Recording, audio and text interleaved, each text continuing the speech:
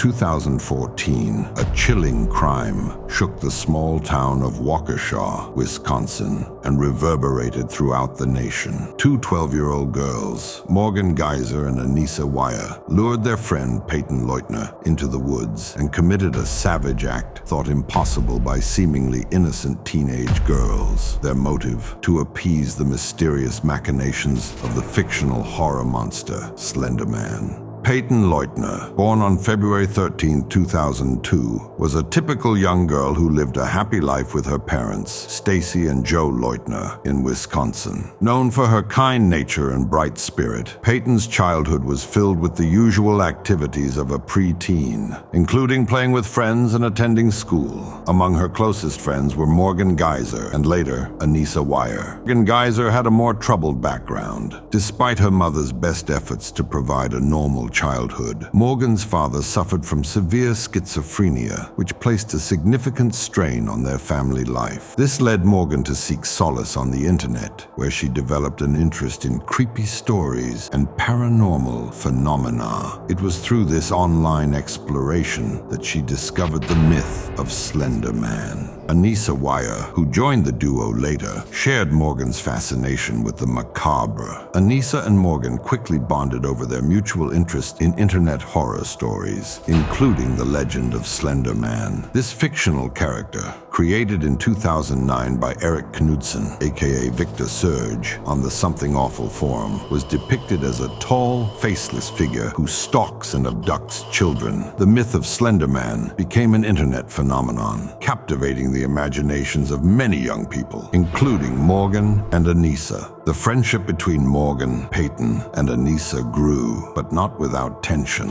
As Morgan and Anissa's obsession with Slenderman deepened, Peyton found herself increasingly uneasy. Despite her discomfort, Peyton remained friends with Morgan, who she had known since early childhood, and tolerated the scary stories and drawings that Morgan frequently shared. On May 30th, 2014, the three girls had a sleepover at Morgan's house to celebrate her 12th birthday. The day was filled with typical activities for children their age, including ice skating and eating pizza. However, as the evening progressed, the atmosphere shifted. Morgan suggested going to bed early, which was unusual for their sleepovers. Peyton, unaware of the dark plan unfolding, went along with it. The next morning, Morgan, Anissa, and Peyton walked to a nearby park.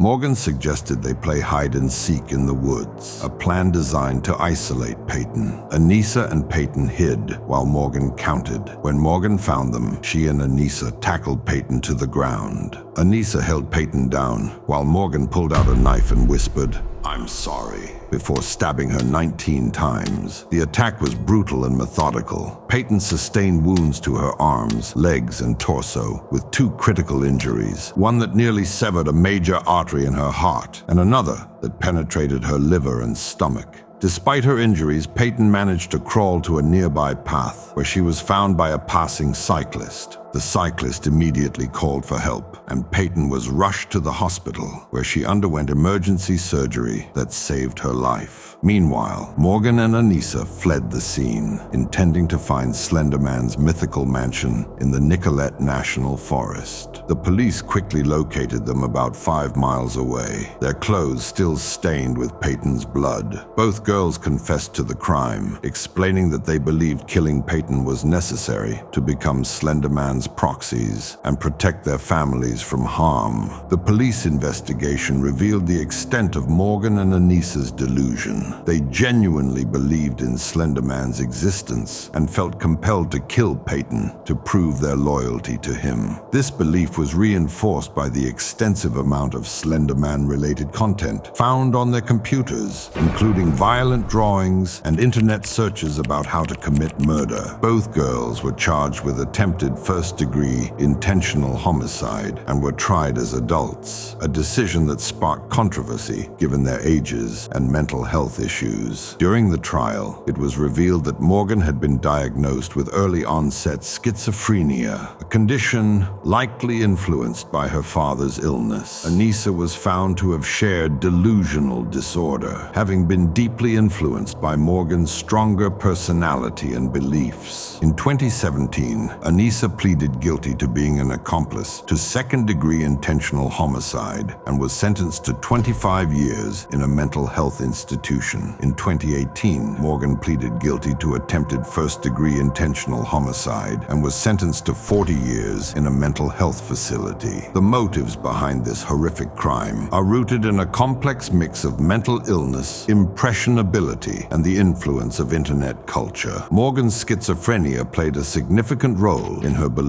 in Slenderman. Her hallucinations and delusions made the fictional character seem real and terrifying, driving her to commit an unthinkable act to appease him. Anissa's involvement is more nuanced. While she did not suffer from the same level of mental illness as Morgan, she was highly suggestible and easily influenced. Her desire to belong and her fear of Slenderman led her to support and participate in Morgan's plan. This case highlights the dangers of untreated mental illness and the impact of peer influence on young, impressionable minds. Additionally, the community and school system's role in identifying and addressing warning signs is crucial. Both Morgan and Anissa displayed troubling behavior that warranted intervention. However, the depth of their obsession with Slenderman and their deteriorating mental health were not adequately addressed by the adults in their lives. The Slenderman stabbing case is a chilling reminder of how easily the boundaries between reality and fiction can blur, leading to unspeakable acts of violence. As Morgan Geyser and Anissa Wire descended further into their shared delusions, they crossed a line from which there was no return, dragging their innocent colleague, Peyton Leutner, into a nightmarish reality. This case forces us to confront the terrifying potential of unchecked mental illness and the power of influence in young, impressionable minds. The woods where Peyton fought for her life now stand as a silent testament to the darkness that can emerge from the shadows of the human psyche. If you thought the Slenderman stabbing was disturbing, prepare yourself for a tale of political intrigue and cold-blooded murder. The harassment and attack on a Dutch politician by an environmental activist will reveal a world where ideology clashes with deadly consequences. This isn't just a crime story. It's a dive into the chaos of political anarchy, where the stakes are high and the fallout is immense. Brace yourself for a journey into the heart of darkness, where motives are murky and the truth is chilling. Subscribe now and don't miss the next gripping episode.